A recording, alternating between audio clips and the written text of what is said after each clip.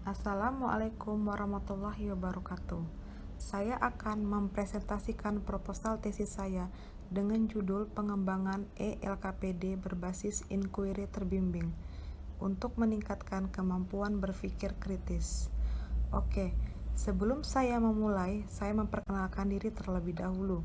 Nama saya Hesti Wulandari, mahasiswa program Magister Pendidikan Matematika Universitas Ahmad Dahlan. Baiklah, selanjutnya outline yang akan saya jelaskan. Bab 1 pendahuluan, bab 2 kajian pustaka, bab 3 metodologi penelitian.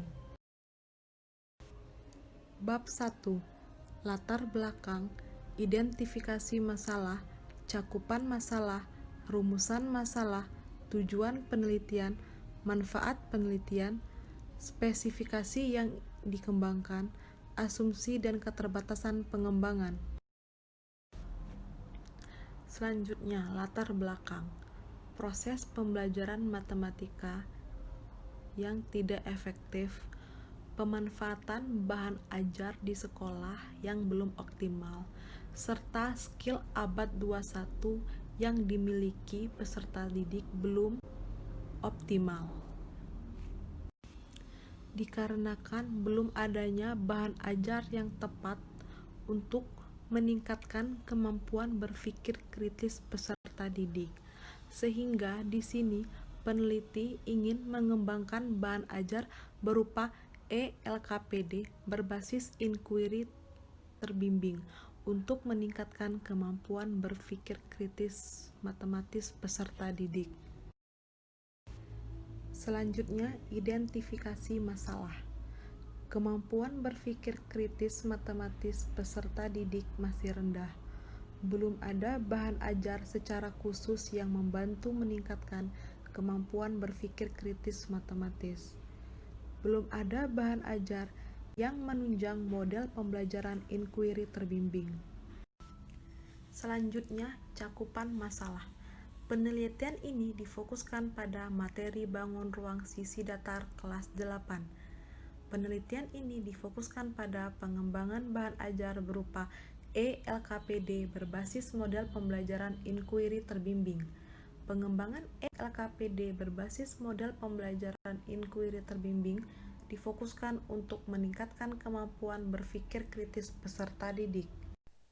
Selanjutnya, rumusan masalah.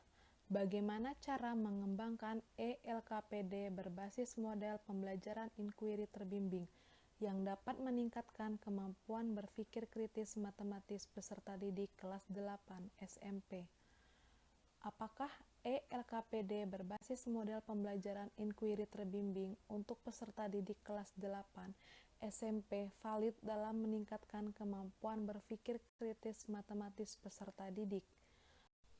Apakah ELKPD berbasis model pembelajaran inquiry terbimbing untuk peserta didik kelas 8 SMP praktis dalam meningkatkan kemampuan berpikir kritis matematis peserta didik?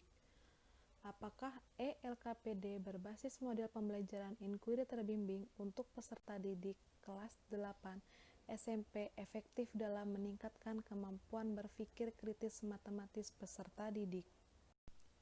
Selanjutnya, tujuan penelitian. Untuk mengetahui proses pengembangan ELKPD berbasis model pembelajaran inquiry terbimbing yang dapat meningkatkan kemampuan berpikir kritis matematis peserta didik kelas 8 SMP. Untuk mengetahui ELKPD berbasis model pembelajaran inquiry terbimbing untuk peserta didik kelas 8 SMP memenuhi kriteria valid dalam meningkatkan kemampuan berpikir kritis matematis peserta didik. Untuk mengetahui ELKPD berbasis model pembelajaran inquiry terbimbing untuk peserta didik kelas 8 SMP memenuhi kriteria praktis dalam meningkatkan kemampuan berpikir kritis matematis peserta didik. Untuk mengetahui ELKPD berbasis model pembelajaran inquiry terbimbing untuk peserta didik kelas 8 SMP memenuhi kriteria efektif dalam meningkatkan kemampuan berpikir kritis matematis peserta didik. Selanjutnya, manfaat penelitian. Bagi guru, sebagai bahan ajar interaktif tambahan berupa e-LKPD yang bisa diterapkan di kelas pada materi bangun ruang sisi datar. Bagi sekolah, hasil penelitian berupa e-LKPD ini diharapkan dapat memberikan kontribusi dalam meningkatkan kualitas pembelajaran matematika, terutama pada kelas 8. Bagi peneliti lain, hasil penelitian ini diharapkan peneliti bisa digunakan sebagai acuan atau referensi untuk penelitian lebih lanjut. Selanjutnya, spesifikasi yang dikembangkan. e-LKPD bangun ruang sisi datar yang dikembangkan berdasarkan tahapan model pembelajaran inquiry terbimbing dengan tujuan untuk meningkatkan kemampuan berpikir kritis matematis peserta didik kelas 8 SMP Negeri 2 Kota Bengkulu. Asumsi dan keterbatasan pengembangan. Asumsi pengembangan. Yang pertama, penyajian LKPD dengan kecakapan abad 21 yaitu model pembelajaran inquiry terbimbing. Yang kedua, membantu peserta didik dalam meningkatkan kemampuan berpikir kritis. Keterbatasan pengembangan. Yang pertama, selama COVID-19 ini, uji coba produk sangat terbatas, yaitu hanya 1 kali. Yang kedua, pembelajaran yang dilakukan secara online yang mengharuskan proses pembelajaran menggunakan WA atau WhatsApp. Jadi, kegiatan proses pengaplikasian produk ini hanya bisa dilakukan dengan peserta didik yang memiliki handphone. Bab 2. Inquiry terbimbing, bahan ajar, e-LKPD, kemampuan berpikir kritis, bahan ajar yang valid, efektif dan praktis, penelitian relevan, keterkaitan sintaks model inquiry terbimbing dengan indikator berpikir kritis, kerangka berpikir, pertanyaan penelitian. Selanjutnya, inquiry terbimbing.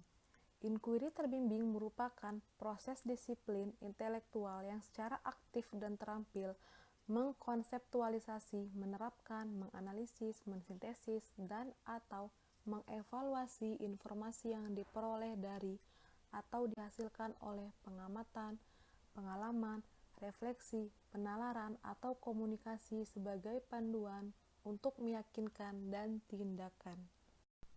Dalam proses pembelajaran, dengan metode inquiry terbimbing, siswa dituntut untuk menemukan konsep melalui petunjuk-petunjuk seperlunya dari seorang guru. Petunjuk-petunjuk itu pada umumnya berupa pertanyaan-pertanyaan yang bersifat membimbing. Selanjutnya, indikator berpikir kritis. Yang pertama, memberikan penjelasan sederhana. Yang kedua, membangun keterampilan dasar. Yang ketiga, penarikan kesimpulan. Yang keempat, memberikan penjelasan lebih lanjut. Dan yang terakhir, mengatur strategi dan taktik. Selanjutnya, bahan ajar. Bahan ajar adalah seperangkat sarana atau alat pembelajaran yang berisikan materi pembelajaran, metode, batasan, dan cara mengevaluasi yang didesain secara sistematis dan menarik dalam rangka mencapai tujuan yang diharapkan, yaitu mencapai kompetensi dan subkompetensi dengan segala kompleksitasnya. Langkah-langkah penyusunan. Yang pertama, analisis kurikulum. Yang kedua, menyusun peta kebutuhan. Yang ketiga, menentukan judul LKPD. Yang keempat, penulisan LKPD. Baiklah, selanjutnya e-LKPD. e-LKPD merupakan panduan kerja peserta didik untuk mempermudah peserta didik dalam pelaksanaan kegiatan pembelajaran dalam bentuk elektronik yang dapat dilihat pada desktop komputer, netbook, smartphone, maupun handphone.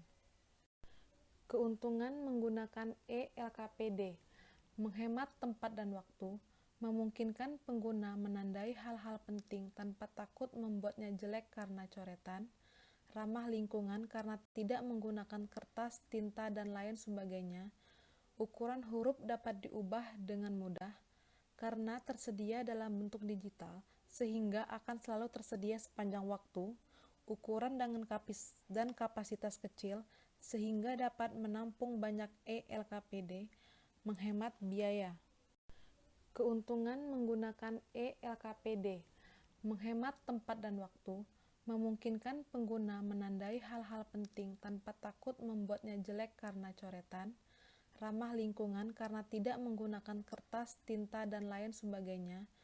Ukuran huruf dapat diubah dengan mudah karena tersedia dalam bentuk digital, sehingga akan selalu tersedia sepanjang waktu, ukuran dan kapasitas kecil, sehingga dapat menampung banyak eLKPD, menghemat biaya. Prosedur pengembangan eLKPD: menentukan tujuan instruksional, mengumpulkan materi, menyusun elemen-elemen bagian eLKPD, membuat eLKPD, dan yang terakhir, mengecek validasi dan proses penyempurnaan eLKPD. Selanjutnya, kemampuan berpikir kritis. Kemampuan berpikir kritis merupakan proses disiplin intelektual yang secara aktif dan terampil mengkonseptualisasi, menerapkan, menganalisis, mensintesis, dan/atau mengevaluasi informasi yang diperoleh dari atau dihasilkan oleh pengamatan, pengalaman, refleksi, penalaran, atau komunikasi sebagai panduan untuk keyakinan dan tindakan. Tujuan dari berpikir kritis adalah agar dapat menjauhkan seseorang dari keputusan yang keliru dan tergesa-gesa, sehingga tidak dapat dipertanggungjawabkan. Selanjutnya, indikator berpikir kritis. Yang pertama, memberikan penjelasan sederhana. Yang kedua, membangun keterampilan dasar. Yang ketiga, penarikan kesimpulan. Yang keempat, memberikan penjelasan lebih lanjut. Dan yang terakhir, mengatur strategi dan taktik. Bahan ajar yang valid, praktis, dan efektif.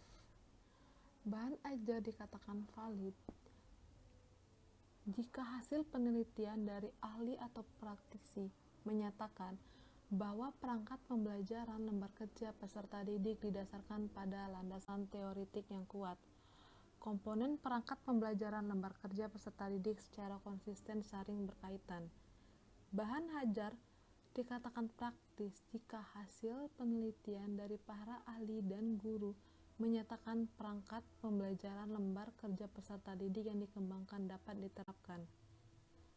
Bahan ajar dikatakan efektif jika hasil penelitian dan ahli praktisi menyatakan apresiasi peserta didik terhadap pembelajaran matematika, ketercapaian kompetisi oleh peserta didik secara klassikal atau individual. Selanjutnya, penelitian relevan. Bisa kita baca pada slide ini.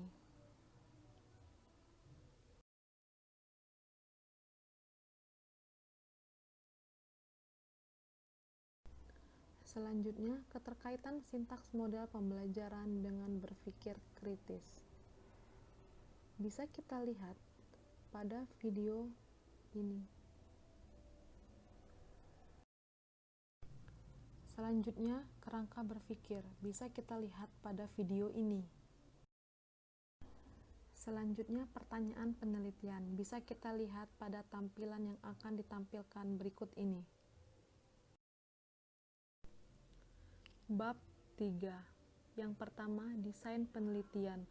Yang kedua, prosedur penelitian. Yang ketiga, sumber data dan subjek penelitian. Yang keempat, teknik dan instrumen pengumpulan data. Yang kelima, uji instrumen. Yang keenam, teknik analisis data. Selanjutnya, bagian pertama, desain penelitian. Desain penelitian ini merupakan penelitian pengembangan atau research and development. Penelitian ini mengembangkan dengan model pengembangan A/D.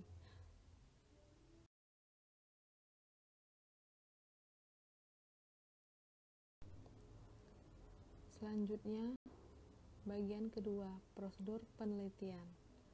Yang pertama, kita analisis dulu kebutuhan, kemudian kita melakukan pengembangan bahan ajar dengan model ADI. Selanjutnya, kita tentukan dulu bahwa bahan ajar itu telah divalidasi oleh validator, sehingga akan menghasilkan produk akhir yang bisa langsung dilakukan atau diuji coba terhadap peserta didik. Selanjutnya, bagian ketiga, sumber data dan subjek penelitian. Sumber data pada penelitian ini yaitu validator ahli.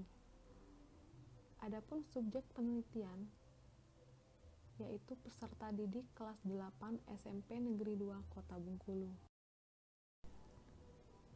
Selanjutnya, bagian keempat, teknik dan instrumen pengumpulan data. Pada penelitian ini, yang pertama wawancara, yang kedua angket validasi. Selanjutnya, bagian kelima, uji instrumen. Pada penelitian ini, instrumen non-tes berupa lembar penilaian ELKPD dan instrumen tes berupa soal untuk mengukur kemampuan berpikir kritis peserta didik. Selanjutnya, bagian keenam, teknik analisis data. Pada penelitian ini, yang pertama, kita analisis validasi, kemudian analisis kepraktisan, dan yang terakhir, analisis keefektifan. Baiklah, sekian dan terima kasih telah mendengarkan penjelasan proposal tesis dari saya. Bila banyak kekurangan, saya mohon maaf.